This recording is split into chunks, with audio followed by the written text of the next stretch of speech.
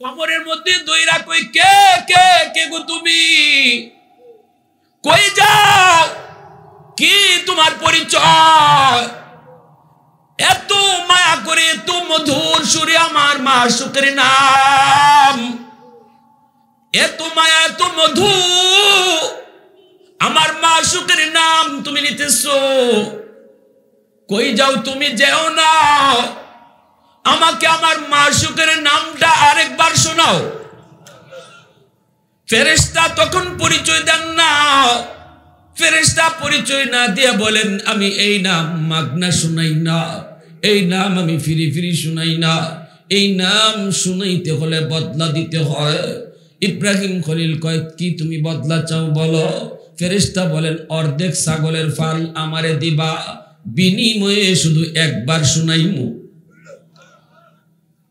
ইব্রাহিম খলিল কয় নাও খারার উপরে তোমারে অর্ধেক ছাগল দিয়া দিছি বিনিময়ে ফেরেশতা একবার শুনে একবার সুবহানাজিল মুলকি ওয়াল মালাকুত জাল ইজ্জতি ওয়াল আজমতি ওয়াল কিবরিয়াই ওয়াল জাবারুত একবার শুধু এই নামটা শুনান ইব্রাহিম খলিলের তৃপ্তি তো মিটল না কারণ যে যে নামের আশিক হয় এই নাম যত শুনে ততই শুনতে মন চায় কখনো মন ভরে না কখনো এই কথা কয় না আর কইও না আর শুনতে ভালো লাগে না ইব্রাহিম খলিল এবারও তারে দিতে দেন না তিনি তো অর্ধেক ছাগলের মালিক হয়ে চলে যাবেন ইব্রাহিম খলিল আবারও কোমর জড়ায় ধরলেন কে গো তুমি কে এত সুন্দর করে আমার মাশউকের নাম তুমি আমাকে শুনাইছো আরেকটা বার শোনাও আরেকটা বার শোনাও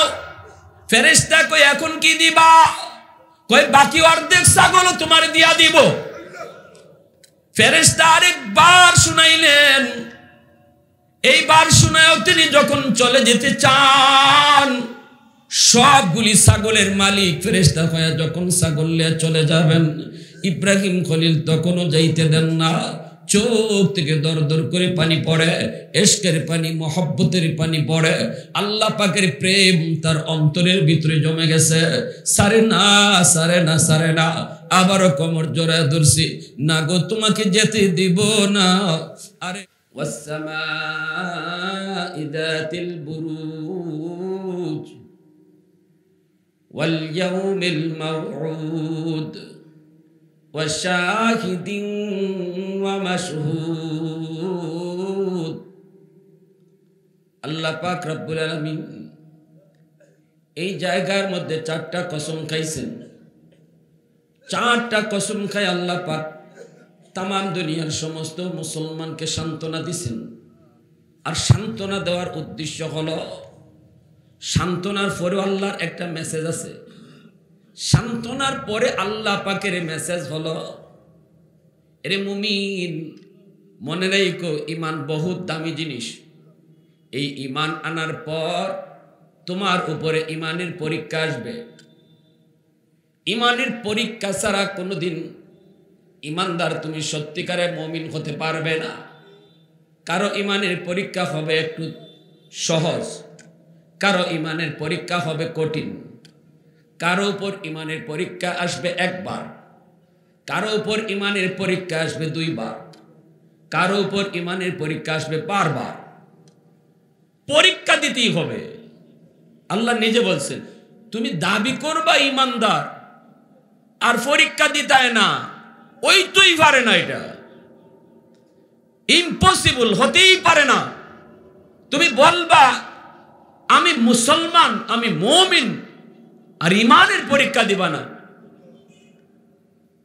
অতএব ঈমানের পরীক্ষা আল্লাহ নিবেনই নিবেন যার ঈমান যদ্দুর সবল তার পরীক্ষা তদ্দুর ঈমান যার দুর্বল পরীক্ষা তার দুর্বল ঈমান যার সবল তার পরীক্ষা সবল ঈমান যার মজবুত তার পরীক্ষা তত কঠিন ঠিক কিনা জোরে খান আমাদের ঈমান কচুপাতার পানির মতো এজন্য আমরার পরীক্ষাও দুর্বল আমরা ছোটখাটো পরীক্ষায় পড়লেই পরীক্ষা ফেল করে লাই ঠিক কিনা এটা আল্লাহ বুঝুন এটার লাগে আমরার উপরে সাহাবীদের মতো পরীক্ষা আয় না এজন্য আমাদের উপরে নবীগণের উপরে মতো পরীক্ষা আয় না, নর্মাল পরীক্ষা আয়।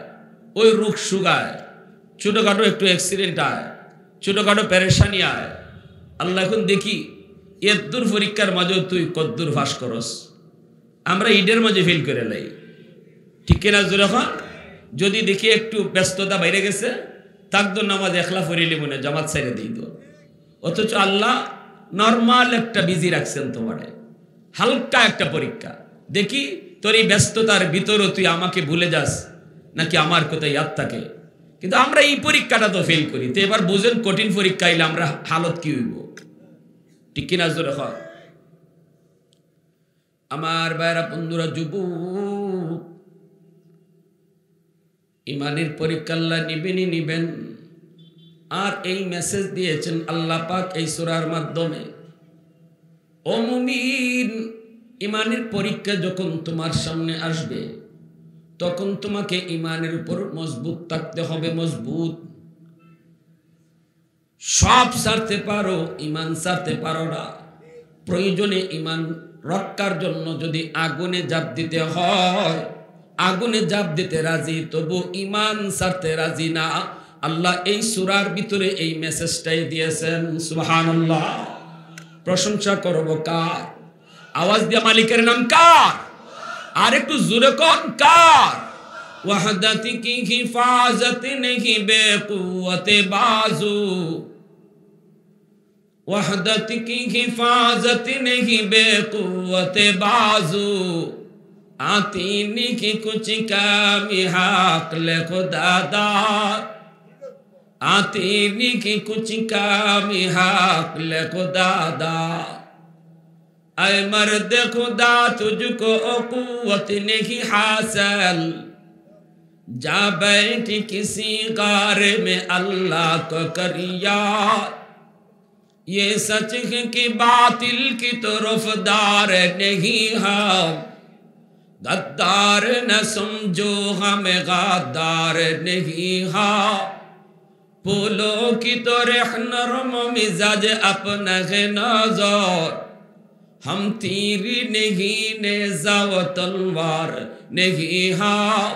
हम तीर नहीं नेज़ा व तलवार नहीं हा। मुसलमानेर आवाज़े बोली अल्लाहु अकबर, आरो जोरे बोली अल्लाहु अकबर। আল্লাহ পাক রব্বুল আলামিন শুরু করেছেন। এইবার আল্লাহ পাক রব্বুল আলামিন শুরু করেছেন কসম দিয়া। কি কইবেন কসমের পরে? আগে কসম কোন কোন জিনিসের খাইলেন একটু শুনি। তাফসীর, কসম কোন জিনিসের খাইছেন এই জিনিস নিয়ে বেশি আলোচনা করা যাবে না, নাহলে মূল কথায় যাওয়া যাবে না। ওয়াস সামাঈ যাতিল বুরুজ, আল্লাহ পাক বলেন ওই আকাশের কসম, যে আকাশটাকে আমি আল্লাহ তারকা দ্বারা সুসজ্জিত করেছি। তারকার দ্বারা, নক্ষত্রের দ্বারা যে আকাশকে আমি সুসজ্জিত করেছি, এই আকাশের কসম। ওয়াস-সামাঈ যাতিল বুরুজ ওয়াল ইয়াউমিল মাউউদ, ইয়াউমিল মাউউদ। আল্লাহ পাক বলেন কিয়ামত দিবসের কসম। ওয়াশাহিদিন ওয়া মাশহুদ, জুম্মার দিনের কসম, আরাফার দিনের কসম। কসম চারটা কিন্তু আয়াত তিনটা। কসম চারটা, আয়াত কয়টা? তিন আয়াতে চারটা কসম খাইছেন। আল্লাহু আকবার জোরে বলেন। প্রথম আয়াতে এক কসম, দ্বিতীয় আয়াতেও একটা কসম, তৃতীয় আয়াতে দুইটা কসম। জুম্মার দিন এবং আরাফার দিন, এই দুই দিনের কসম খাইছেন আল্লাহ তৃতীয় আয়াতে। যে জিনিসের কসম আল্লাহ খান এই জিনিসও দামি, এই জিনিসও দামি। তাহলে বুঝতে হবে এর পিছনে বিশাল হিকমত রয়েছে। কেন আল্লাহ আসমানের কসম খাইলেন, কেন আল্লাহ কিয়ামত দিবসের কসম খাইলেন, কেন জুম্মার দিনের কসম খাইলেন, কেন আরাফার দিনের কসম খাইলেন, তাফসীরের কিতাবে বিস্তারিত লেখা লিখছেন। মোট কথা, যে জিনিসের কসম আল্লাহ খান এই জিনিস আল্লাহ দামি বোঝায়। জুম্মার দিন দামি না কম দামি? আল্লাহ নবী তার হাদিসে বলেন, জুম্মার দিন যে জুম্মার নিয়ত করে ঘর থেকে বাইর হয়, তার প্রতি কদমে আল্লাহ 1 বছরের নফল বন্দিগির সওয়াব দান করে। জুম্মার দিন ঘর থেকে গোসল কইরা অজু কইরা জুম্মার নিয়তে যে বাইর হয় তার প্রতি কদমে 1 বছরের নফল বন্দেগীর সওয়াব। এজন্যই জুম্মার দিন ফার্তিমান গাড়ি তুটন নাই, জুম্মার দিন ফার্তিমান রিকশাত করে মসজিদে যাওয়ান নাই, জুম্মার দিন ফার্তিমান মোটরসাইকেলে মসজিদে যাওয়ান নাই, একটু আগে বাগে রেডি হইয়া পায়ে হাঁটতে যাইতে হয়। কারণ আল্লাহর রসুল কইছেন জুম্মার মসজিদও যাইতে যতটা কদম পড়ব প্রতি কদমে আল্লাহ 1 বছরের নফল বন্দেগীর সওয়াব দান করব। যতটা কদম যদি হয় 500 বছরের নেকি আল্লাহ দান করব। প্যারে হাজিরিন, এরপরে আল্লাহ পাক কোন কথার মধ্যে আসছেন? কসমের পরে আল্লাহ কি বলেন? ওয়াস-সামাই যাতিল বুরুজ ওয়াল ইয়াউমিল মাউউদ ওয়া শাহিদিন ওয়া মাশহুদ কুতিলা আসহাবুল উখদুদ। আল্লাহ পাক বলেন ধ্বংস ওই গর্ত খননকারীদের উপর, গর্ত খননকারীরা ধ্বংস হোক। কোন কোন তরজমায় লিখছেন গর্ত খননকারীদের উপরে আমি আল্লাহর অভিশাপ। আল্লাহ বলতেছেন কে সেই গর্ত খননকারী? আন-নারি যাতিল ওয়াকুদ। আল্লাহ বলেন যেই গর্তটা বিভিন্ন রকমের ইন্ধন দিয়া, যেই গর্তটাকে আগুন দিয়া ওরা প্রজ্বলিত করেছিল, যেই গর্তটা আগুনে ভরপুর ছিল, যেই আগুন বিভিন্ন ইন্ধন দ্বারা তৈরি করা হয়েছিল, আল্লাহ বলেন ইযহুম আলাইহা কুউদ। এরা এই জায়গায় বৈশা বৈশা তামসা দেখছিল। আগুনের এই গর্ত, এই গর্তের ফারে বইয়ে বইয়া এরা তামসা দেখছে। ওয়াহুম আলা মা ইয়াফআলুনা বিল মুমিনিনা শুহুদ। ইমানদার মুমিন আল্লাহর উপর বিশ্বাস করার কারণে তাদের আগুনের মধ্যে কিভাবে তারা ফুরতেছে, কিভাবে তাদেরকে ফুরাইতেছে, এই তামসাটা ওরা আগুনের ফারে থেকে থেকে বইয়া বইয়া দেখতেছিল। আল্লাহ এই কথাটা বলতেছে। কি ছিল সেই গর্ত, কি ছিল সেই গর্তের খননকারীরা, কি সেই ঘটনা? ঘটনাটা একটু শুনলে আমরা বুঝব। ভাইরা বন্ধুরা, ইয়ামেনের একজন জালেম বাদশা ছিল। নবীর জন্মের 70 বছর আগের ঘটনা। ইয়ামেনের একজন জালেম বাদশা, নাম ছিল ইউসুফ জু নওয়াজ। এই জালেম বাদশা সে তার একজন গণক ছিল। এই গণকের কথায় সে চলত। গণক ছিল তার প্রধান উপদেষ্টা। এই উপদেষ্টা যখন অসুস্থ হয়ে যায়, বাদশাকে বলল, বাদশা আমি অসুস্থ হয়ে পড়েছি, কোন দিন জানি আমি মরে যাই। আমার এই বিদ্যাটা কাউকে না কাউরে শেখানো দরকার।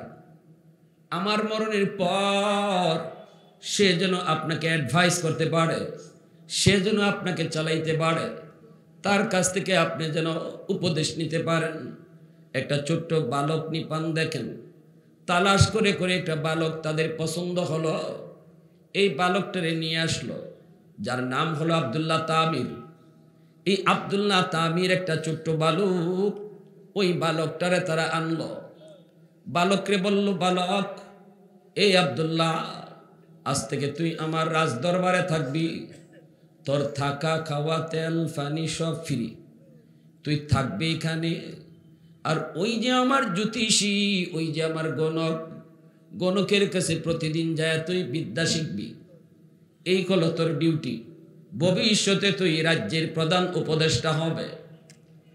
আব্দুল্লাহ তামির প্রতিদিন তার রুম থেকে সে যায়, বাদশাহ রাজ দরবার থেকে সে গণকের কাছে, জ্যোতিষীর কাছে যায় জ্যোতিষী বিদ্যা শিক্ষার জন্য।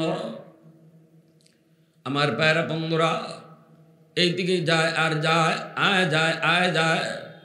আসা যাওয়ার পথে একটা জঙ্গল, একটা জঙ্গলের ভিতর দিয়া ওই জ্যোতিষীর বাড়িতে যেতে হয়।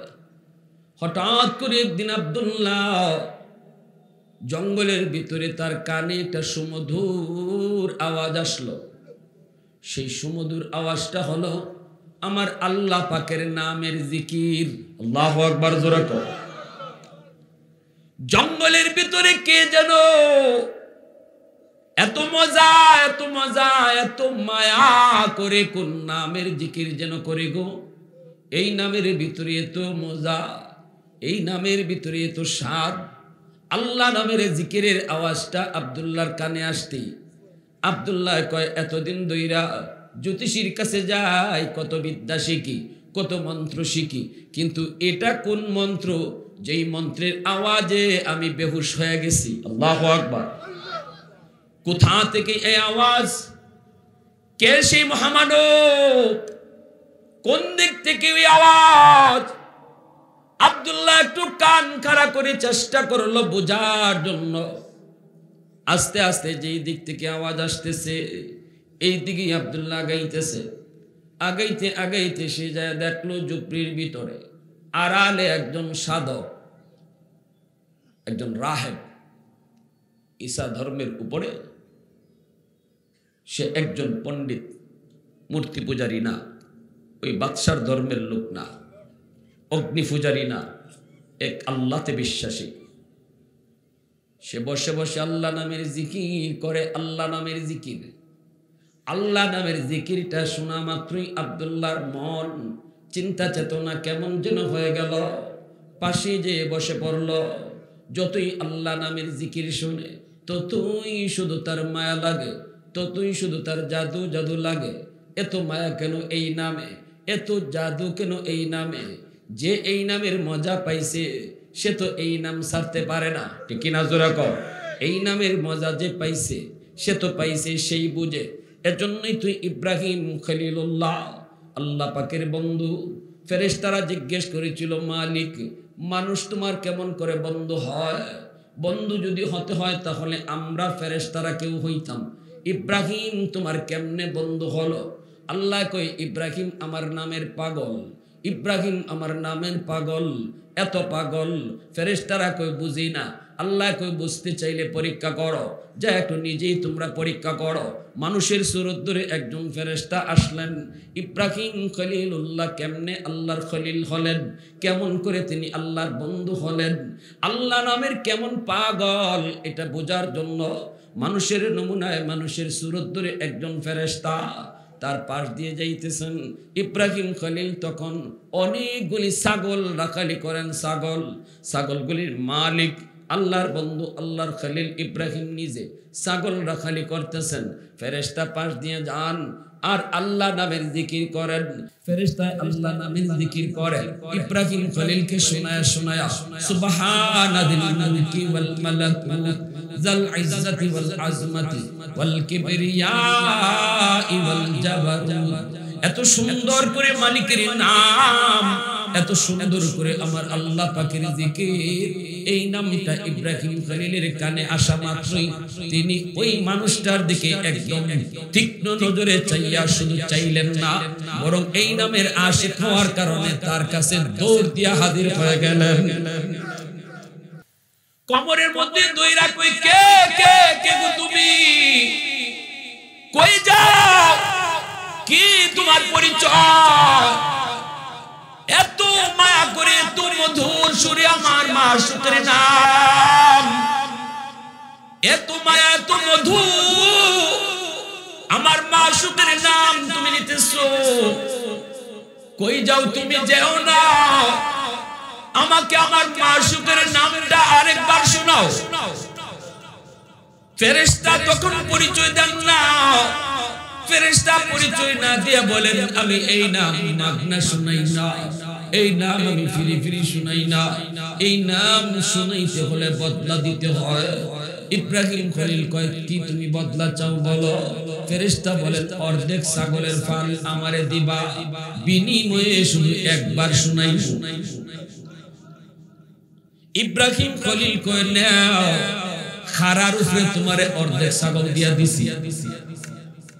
বিনিময়ে ফেরেশতা একবার শুনা, একবার সুবহানাল মুলকি ওয়াল মালাকুত যাল ইজ্জতি ওয়াল আজমাতি ওয়াল কিবরিয়াই ওয়াল জাবারুত একবার শুধু এই নামটা শোনান। ইব্রাহিম খলিলের তৃপ্তি তো মিটল না, কারণ যে যে নামের আশিক হয় এই নাম যত শুনে ততই শুনতে মন চায়। কখনো মন ভরে না, কখনো এই কথা কয় না, আর কয় না, আর শুনতে ভালো লাগে না। ইব্রাহিম খলিল এবারও তারে দিতে দেন না, তিনি তো অর্ধেক ছাগলের মালিক হয়ে চলে যাবেন। ইব্রাহিম খলিল আবারও কোমর জড়ায় ধরলেন, কে গো তুমি কে? এত সুন্দর করে আমার মাশূকের নাম তুমি আমাকে শুনাইছো, আরেকটা বার শোনাও, আরেকটা বার শোনাও। ফেরেশতা কই এখন কি দিবা? কই বাকি অর্ধেক ছাগল তোমার দিয়া দিব। ফেরেশতা আরেকবার শুনাইলেন, এইবার শোনাও। তিনি যখন চলে যেতে চান, সবগুলি ছাগলের মালিক ফেরেশতা হয়ে যখন ছাগল নিয়ে চলে যাবেন, ইব্রাহিম খলিল তখনও যাইতে দেন না। চোখ থেকে দর দর করে পানি পড়ে, ইশকের পানি, মহব্বতের পানি পড়ে। আল্লাহ পাকের প্রেম তার অন্তরের ভিতরে জমে গেছে। সারে না, সারে না, সারে না। আবারও কোমর জড়ায় ধরছি, না গো তোমাকে যেতে দেব না। আরেকবার শোনাও, আমার তো তৃপ্তি মিটে নাই, যতই শুনি ততই শুনতে মন চায়। ইব্রাহিম খলিল যখন আবদার করে, ফেরেশতা তখন বলতেছে এখন কি দিবা? এখন যে শোনাবো দিবা কি? যা ছিল সব তো দিয়েই দিছো। ইব্রাহিম খলিল চোখের পানি মুছেন আর বলেন, আরেকবার যদি তুমি আমাকে আমার মাশূকের নাম শোনাও, আমি সারা জীবন তোমার গোলাম হয়ে যাব। মুসলমানের আওয়াজে সুবহানাল্লাহ, আর জোরে সুবহানাল্লাহ। আহাদুল লাইসা কামিসলিক সামাদুল লাইসা কাফাদলিক লিমানিল মুলকু তুগুই তু সাদাওয়ার খুদাই তু খুদাওয়ান্দ ইয়ামিনি তু খুদাওয়ান্দ ইয়াসারি তু খুদাওয়ান্দ জমিনি তু খুদাওয়ান্দ সামাই तू रहीमी तू करीमी तू समीई तू बसीरी तू मुइज़्ज़ी तू मुदिल्ली तू मलिकिल अर्श बजाई बरी अज चू चिराई बरी अज सूरत रंगी बरी अज इज़्ज़ नियाज़ी बरी अज बीम उम्मीदी बरी अज खुर्दन अखुफ्तन बरी अज तुहमत मर्दार बरी अदबी उम्मीदी बरी अद रंज बलाई। मुसलमाনের আওয়াজে কও আল্লাহু আকবার। আমার ভাইরা বন্ধুরা, এজন্যই আব্দুল্লাহ তামিল ওই রাহেব, ওই যে ভাইরা বন্ধুরা ঈসাই ধর্মের একজন আলেম, ওই আলেমের কাছে যায় এসে বসে পড়ল। বৈশা তো সে যায় না, যতই শুনে আল্লাহ পাকের জিকির ততই তার মন ভরে না, আরো শুনতে মন চায়, আরো শুনতে মন চায়। এইবার বলতেছে আপনি কে? কি আপনার পরিচয়? জঙ্গলে বসে বসে আপনি কার নাম নিতেছেন? কার নাম? এই নামের ভিতরে এত মজা কেন? এই নামের মধ্যে এত জাদু কেন? আল্লাহু আকবার। কে আপনি? কি পরিচয়? এই নামের ভিতরে এত মজা, এই নামের ভিতরে এত জাদু। আলেম কয় আমি তাওরাত ইনজিল কিতাবের একজন আলেম। এই নাম আমার মাশূকের নাম, এই নাম আমার মাবুদের নাম, এই নাম আমার খালিক আর মালিকের নাম। আব্দুল্লাহ কই আমাদের খালিক কেডা? আমি তো জানি আমাদের খালিক হলো এই বাদশা। বাদশা নিজের খোদা দাবি করে। আউযুবিল্লাহ, জোরে কও। বাদশা আমাদের খোদা, কিন্তু আলেম কয় না বাদশা আমাদের খোদা নয়, খোদা আমাদের আল্লাহ, যিনি আমাকে বানাইছেন, তোমাকে বানাইছেন, এমনকি বাদশারও যিনি বানাইছেন ইনি বলেন আমার তোমার খোদা। আব্দুল্লাহ এই কথাটা শুই না, সে এইবার কয় আমাকে আপনি এই কালেমা পড়ায় দেন। আল্লাহু আকবার, জোরে কও। এই কালেমা আপনি আমারে পড়ায় দেন, এই কালেমা আমারে পড়ায় দেন, এই নাম আপনি আমারে শিখায় দেন, এই নামটা আমারে আপনি শিখায় দেন। আলেমে কয় তুমি কেডা? কয় আমি আব্দুল্লাহ। কি করো তুমি? কয় বাদশা আমারে আনছে জ্যোতিষী বিদ্যা শিখার জন্য। আমি জ্যোতিষীর কাছে আসা যাওয়া করি, জ্যোতিষীর কাছ থেকে আমি জাদু শিখি, আমি ওই রকম ভাবে গণনা শিখি। কিন্তু এই কথা শোনা মাত্রই আলেমে কয় না বাবা, তুমি যদি এখানে ঈমান জাহির করো, তুমি যদি মুসলমান হও, তাহলে তোমাকেও বাদশাহ হত্যা করবে, আমাকেও হত্যা করবে। না বাবা, এটা হয় না, বিপদ আসবে বিপদ। তাম দেশের সবগুলি মানুষ হলো এই মূর্তি পূজারী, অগ্নি পূজারী, এরা বাদশারে খোদা কয়, বাদশাও নিজের খোদা কয়। এই অবস্থায় তুমি আমি বেঁচে থাকা সম্ভব না, এটা রিস্ক, হাই রিস্ক হয়ে যাবে। আব্দুল্লাহ কয় আমি যাব না, আমি আপনার পায়ে পড়ে গেলাম, আমি আপনার পায়ে পড়ে গেলাম। এই নাম যতক্ষণ পর্যন্ত আপনি আমারে না শিখাবেন, আমি আপনার পাও ছাড়ব না।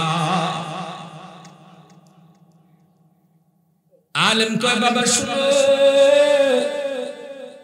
তোমারে শিখাইতে পারি, তবে শর্ত হলো তুমি কাউরে বলতে পারবা না। কয় ঠিক আছে, আমি কাউরে বলবো না। ওই আল্লাহর ওলির কাছ থেকে আব্দুল্লাহ কালেমা পড়ে মুসলমান হয়ে গেল, ঈমানওয়ালা হয়ে গেল। এইদিকে সে ঈমান গ্রহণ করেছে, আল্লাহ পাকের পরিচয় অন্তরে নিয়েছে, আল্লাহর পরিচয় অন্তরে ঢুকাইছে। এইদিকে জ্যোতিষীর কাছেও যায়, আবার এই আল্লাহর ওলির কাছে আইসা আল্লাহ আল্লাহ জিকির করে। আল্লাহর ওলি কইছে তুমি এখনই কোনো কিছু জাহির করো না, যে ভাই বাদশাহ তোমারে যা কইতেছে তা করো, সময় মতো যা হয় হবে, তবে গোপন রেখো। কিন্তু ঈমান এমন এক জিনিস, এটা কোনোদিন গোপন রাখা যায়?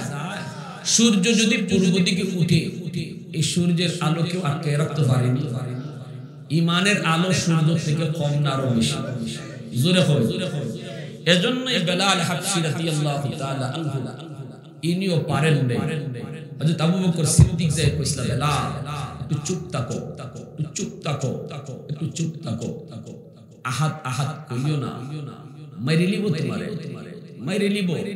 জানবাসানির লাগি নীরব থাকুন যায়, জানবাসানির লাগি হেরা যা কয় তাও কোন যায়।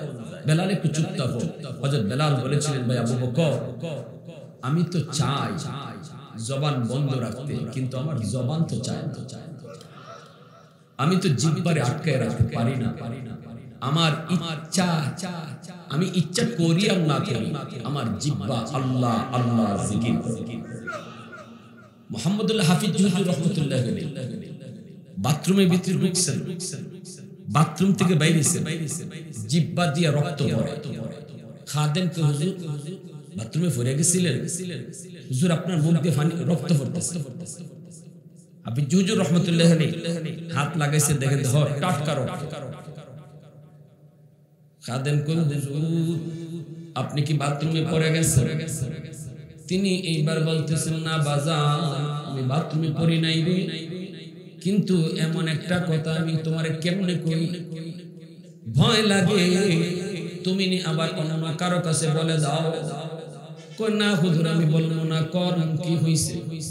কই বাজান, আমি বাথরুমে ঢোকার পর আমার জিহ্বা বাথরুমে গিয়ে আল্লাহ আল্লাহ জিকির করে। আমি জিহ্বারে কইতেছি, জিহ্বা থাম, এটা নাপাক জায়গা, এখানে আল্লাহ জিকির করা যায় না, একটু থাম, একটু থাম, একটু থাম, একটু থাম। কিন্তু আমার কথাই জিহ্বায় মানে না, আমার কথা শুনে না। তখন আমি কামড় দিয়া জিহ্বারে কাটতে ফেলাইছি, এমন ভাবে জিহ্বারে দাঁত দিয়া কামড় দিছি, থামার জন্য ওই কামড়ে আমার জিহ্বা কেটে গেছে। ভাইরা বন্ধুরা, তোমরা কই আল্লাহ নামের মজা যারা পায়, এরা আল্লাহ নামে জিকির করতে করতে ঘুমায়। আল্লাহু আকবার, জোরে কর। কুতবুল আলম শাইখুল ইসলাম হুসাইন আহমদ মাদানী রাহমাতুল্লাহি আলাইহি ইন্তেকালের পর ডাক্তার কয় আমি তো পালস ধরে দেখি উনি নাই, কিন্তু যখন মেশিন লাগাই বুকের মধ্যে, তখন তো তিনি যে মারা গেছে এটা আমি বলতে পারি না, কারণ তার কলবের মধ্যে আল্লাহ আল্লাহ জিকির হয়। আওয়াজ দিয়া কর না সুবহানাল্লাহ, আর জোরে কর না সুবহানাল্লাহ। मैं तालिब मौला हूँ मेरे इश्क़ निराला, मैं तालिब मौला हूँ मेरे इश्क़ निराला, है जुमला जहां जिनके तजल्ली से उजाला, है जुमला जहां जिनके तजल्ली से उजाला, मादर दु जहां गैर खुदा यार नदार जुज़ याद खुदा ही चे दिगर कार नदार जुज़ याद खुदा ही चे दिगर कार नदार এজন্য আমার ভাইরা বন্ধুরা ওইদিকে আব্দুল্লাহ সে তো জ্যোতিষীর কাছেও যায় ওই আল্লাহর ওলির কাছেও যায় জিকির শিখে এইভাবে ঈশা সাজাও করে জ্যোতিষীও মাঝে মাঝে জিগায় দেরি হয় কেন বাদশাহ জিগায় দেরি হয় কেন কোন রকম এদিক সেদিক কথা কয়ে বুঝ দেয় একদিন সে দেখতেছে মানুষজন জঙ্গলের দুই পাশে দুই মানুষ দাঁড়ানো অসংখ্য অগণিত মানুষ দাঁড়ায় আছে এই দিকেও অনেক মানুষ এই পাশে অনেক মানুষ আব্দুল্লাহ যাইতেছে মানুষেরা কয় আব্দুল্লাহ তুই সামনে যাবি না সামনে কিন্তু বিশাল বড় একটা রয়্যাল বেঙ্গল টাইগার এই বাঘ রাস্তার মাঝখানে বসা আছে যাবি না গেলে পরে তোরে খেয়ে ফেলবে কিন্তু আব্দুল্লাহ সে তো আস্তে আস্তে কাছে যায় মানুষের যতই বাধা দেয় আব্দুল্লাহ থামে না একটা ছোট্ট পাথরের টুকরা হাতে নিয়ে আব্দুল্লাহ এই বাঘের দিকে মারবে মানুষ কি দেখতেছে অসংখ্য অগণিত মানুষ দেখতেছে আব্দুল্লাহ পাথরের টুকরাটা হাতে নিয়ে কয় জ্যোতিষী আমারে যা শিখাইতেছে এগুলা যদি সত্য হয় তুই বাঘ মরবি না আমি ঢিল মারবো তুই মরবি না আর যদি আল্লাহর ওলি আমারে যেই নামের জিকির শিখাইছে ওই নাম যদি সত্য হয় তাহলে এই ছোট্ট পাথরের টুকরার আঘাতে তুই বাঘ মরে যাবি এই কথা বলতে প্রথম ঢিল মারলো জ্যোতিষীর এই জ্যোতিষী বিদ্যার নামে বাঘের কিছুই হয় নাই কিন্তু এরপরে যখন আল্লাহ নামের জিকির সত্য না মিথ্যা এই কথা বললে যখন ঢিল মারে সাথে সাথে বন্দুকে গুলি গেলে যেভাবে এপার ওপার হয়ে যায় বাঘটাও এই পার ওপার হয়ে গেছে মুহূর্তের ভিতরেই মারা গেছে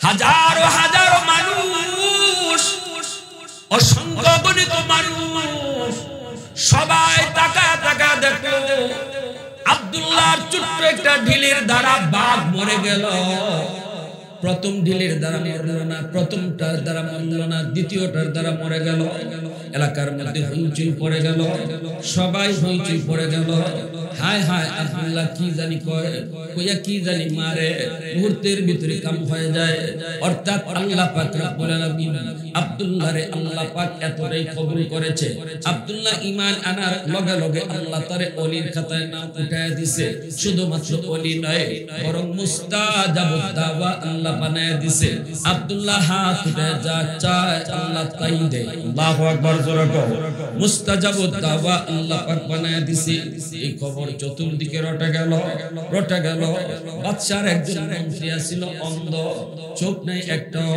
এই অন্ধ মন্ত্রী মনে মনে কয় বাতিজার যদি অতই ফাওয়ার থাকে তাহলে বাতিজার কাছে একটু যাবো যাই একটু বলবো বাতিজা একটু দেখতো আমার চোখটা ভালো করা যায়নি রাতের অন্ধকারে আব্দুল্লাহর কাছে ওই অন্ধ মন্ত্রী আয়েশা হাজির আয়েশা বলতেছে ও বাতিজা চোখ না দেখায় দুনিয়াটা দেখতে পারি না বাতিজা একটু দেখ না চাচার চোখটা একটু ভালো করে যায় কিনা তুই তো অনেক কিছুই পারোস রে বাবা বাপ পর্যন্ত মেরে ফেলাইলি তুই তো অনেক কিছু পারো দেখো না চাচার চোখটা ভালো করা যায় কি আব্দুল্লাহ কই চাচা এটা আমি মারি না এটা আমার কোনো শক্তি না আমি যেই মালিকের গোলামি করি যেই মালিককে চিনছি যেই মালিকের উপরে ঈমান এনেছি ওই মালিকের কথায় সব হয় কে কে সেই তোমার মালিক আব্দুল্লাহ কয় আমার মালিক যিনি তোমার মালিক তিনি বাদশার মালিক তিনি ওলি কইছিল গোপন রাখো ঈমান গোপন রাখা যায় না আওয়াজ দেখো ঠিক কি না গোপন রাখা যায় না প্রকাশ করে দিল এমনি মন্ত্রী কই বাবা চোখ বালা কর কিতা কইবে তুই কো আমি এত কিছু বুঝি না আমার চোখ ভালো হইতো কই হতে পারে একটা শর্ত আমি যার উপরে ঈমান এনেছি তুমি যদি তার উপরে ঈমান আনো তাহলে ওই মালিক তোমার চোখ বালা করব, আমি শুধু হাত বুলায় দিব। আল্লাহু আকবার জোরে কর। উলামায়ে কেরাম যারা ফুফা দেয়, এটা আলেম উলামার কোনো কেরামতিও না, আলেম উলামার কোনো ক্রেডিটও না। বালা করার মালিককে, জোরে কর, বালা করার মালিককে। কেউ যদি কোনো কবিরাজের কাছে যায় যে এই কবিরাজের কাছে গেলেই বালা, এর ঈমানই থাকতো। কেউ যদি কোনো কবিরাজের উপরে ঈমান আনে যে এই বেটা হাত বুলায় দিলেই বালা, তাইলে ঈমানই থাকতো না। বালা করার মালিক কে? আল্লাহ। ডাক্তারের কাছে আমরা এই নিয়তে যাইতে পারবো না যে এই ডাক্তারের কাছে গেলেই বালা। এই ডাক্তার একটা উসিলা, বালা করার মালিক কেডা? আল্লাহ। আল্লাহ যা পারে মানুষটা পারে না। সুস্থতা দেওয়ার মালিক আল্লাহ, ধন দৌলত দেওয়ার মালিক আল্লাহ, শান্তি দেওয়ার মালিক আল্লাহ, সন্তান দেওয়ার মালিক আল্লাহ। নাকি দরগা? হ্যাঁ, আমি একদিন শাহজালাল দরগা গেছি রাতের বেলা মাহফিল শেষ করে, গিয়া দেখি প্রত্যেকে গাড়ি আইছে কুমিল্লা থেকে নাকি, আইয়া দেখি এক বেটি দরগার ওয়ালো গিয়া ফেট বসে। নাউজুবিল্লাহ, আস্তাগফিরুল্লাহ। বেটিরে তো আমি তো কইতাম পারি না, এর সাথে যারা আসলা দুই একজন হাফ লেডিস, তারা কইলাম এই ইতা করুন কেন লাগে, কয় বাচ্চা লইন, বাচ্চা বাচ্চা দেওয়ার মালিক কেডা? ও সিলেটের মানুষ, বলি বাজার মানুষ। বাচ্চা দেওয়ার মালিক কেডা? হ্যাঁ, ছেলে দেয় কেডা? মেয়ে। এটা আসতে হইছে, মেয়ে দেয় কেডা? তাইলে মেয়ে সন্তান হইলে বড় উপরে রাগ করো কেন?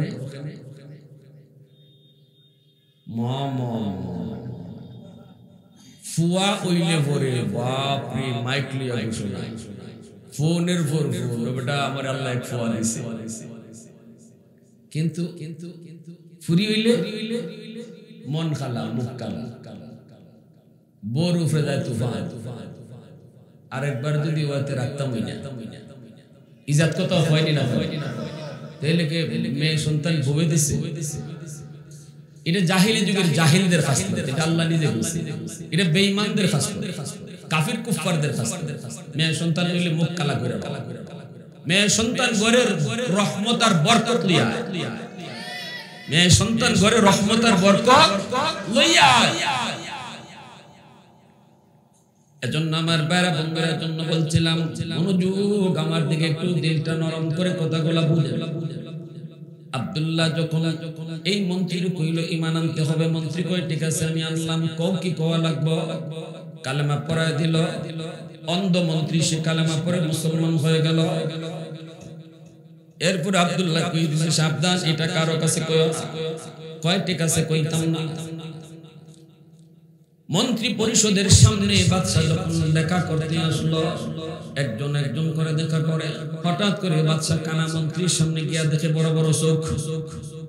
তা তো চোখ ভালোই গেছি, কি রে কানা তোর চোখ করতে গাইল? তো ফরসেনে বিপদ, হাসা কথা কোন লাগবে না। আব্দুল্লাহ দ্বারা গেছিলাম, আব্দুল্লাহ হাত বুলায় দিছি। কসকিত কার নামে হাত বুলাইছে? কয় আব্দুল্লাহর খালিকার মালিকের নামে। কয় আব্দুল্লাহর খালিকার মালিক কেডা? আমি তো তোর মালিক। জি না। তারও তো ঈমান ঢুকে গেছে, ঈমান তো এটা গোপন রাখা যায় না, ঠিক না? নি কয় না, আপনি আমাদের খালিক নন, আপনি আমাদের মালিক নন। আমার আপনার খালিকার মালিক যিনি, আপনার খালিকার মালিক তিনি হলেন কুল কায়নাতের খালিকার মালিক। বাদশা তো খেতে গেল, কয় তোর ইনি কেডা শিখাইছে? আব্দুল্লাহ শিখাইছে। কয় হায় হায়, আব্দুল্লাহ জ্যোতিষীর কাছে গিয়া বুঝি তৌহিকে। আব্দুল্লাহরে ডাকায় আনছে, আব্দুল্লাহ কে তোরে এই খোদার কথা শিখাইলো? এই জ্যোতিষী। কয় জ্যোতিষী শিখাইছে কসু।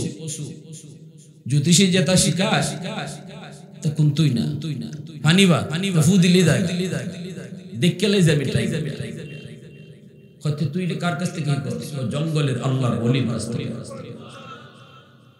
বাদশার সৈন্য পাঠিয়ে দিল, যাও জঙ্গল থেকে আল্লাহর ওলির আইনা বাদশার সামনে শহীদ করা হলো। এরপরে আব্দুল্লাহ রে বলতেছে, আব্দুল্লাহ তোরে বড় আশা করে এনেছি, তোরে আমি সুযোগ দিলাম, এখনো সময় আছে, তুই আমার খোদা ক। আব্দুল্লাহ ক সম্ভব, ঈমান যার অন্তরের ভিতরে এসেছে কখনো সেটা আর চলে ভোলা যায়? জীবন দিতে পারি গো, কিন্তু ঈমান দিতে পারি না। এ আব্দুল্লাহ, না ওরে দইরা নিয়ে যাও, পাহাড়ের উপর থেকে ফালায়া দাও। অনেক উঁচু পাহাড়ের উপরে যা উঠলো, পাহাড়ের উপর থেকে তারে ফালায়া দিল। আব্দুল্লাহ কো মালিক, তুমি তো সেই খোদা আল্লাহ, তুমি তো সেই মালিক, আমার অপরাধ হলো আমি কেন তোমার উপরে ঈমান এনেছি। আল্লাহ, তুমি তোমার কুদরত একটু দেখাও, তুমি যে খালিক, তুমি যে মালিক, তুমি যে সকল শক্তির মালিক, একটু তুমি দেখাও। সাথে সাথে আল্লাহ পাক আব্দুল্লাহ যেই মাটি ফরব, পাহাড় থেকে যেই মাটিতে ফরব, এই জায়গাটাতে আল্লাহ ফেরেশতারা কয়, ফেরেশতারা যাও দ্রুত যে আব্দুল্লাহর নিচে তোমরা ফুম বিছায় দাও। এত উঁচু থেকে পড়লো, আব্দুল্লাহর কোনো ক্ষতি হয় না। এইবার আব্দুল্লাহ তাকায় দেখে পাহাড়ের উপরে তার স্বর্ণগুলি পাহাড়ের উপরে। আব্দুল্লাহ এবার হাত রেখে, মালিক, ও মালিক, এই জালেমগুলির একটু তুমি দেখায় দাও তোমার কুদরত। সাথে সাথে পাহাড়ের মধ্যে ভূমিকম্প শুরু হয়ে গেল। সবগুলি জালেম পাহাড়ের উপর থেকে মাটিতে পইরা বর্তা। আসেনি আর বীর বাহাদুরের মতো বাদশার দরবারে যে হাজির। বাদশাহ কই, কে রে আব্দুল্লাহ, তুই কি মরলি না? আব্দুল্লাহ কই, রাখে আল্লাহ, মারে কে? আমার স্বর্ণগুলি কোথায়? আব্দুল্লাহ কই, যে আল্লাহ আমারে রাখছে, এই আল্লাহ তোমার স্বর্ণরে ধরছে। ঠিক কি না? জোরে আবার বাদশাহ করে, সাগরের মাঝখানে নিয়ে ডুবায় মারো, জাহাজে করে নাও। জাহাজে করে সাগরের মাঝখানে নিছে, ওখানে নিয়ে পানিতে ফেলাইছে। আব্দুল্লাহর জন্য আল্লাহ পাক পানির ফুলের বিছানা বানায় দিছে, ফুলের বিছানা আল্লাহ বানায় দিছে। আব্দুল্লাহ কয়, মালিক, তোমার কুদরত দেখাও, জালেমদেরকে শাস্তি দাও। মুহূর্তের ভিতরে সাগরে তুফান শুরু হয়ে গেল।